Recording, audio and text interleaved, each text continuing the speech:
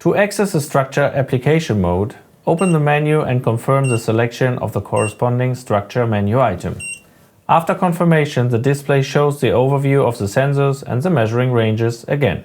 In the structure application mode, the CO concentration is also displayed below the concentration of CH4.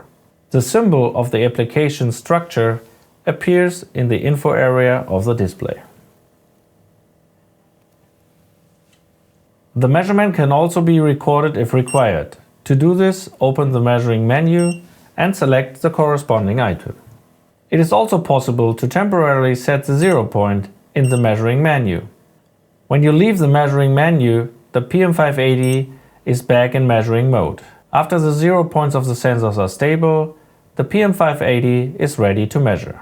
As the integrated semiconductor sensor is active in this application, setting the 0 point may take a little longer than in other applications.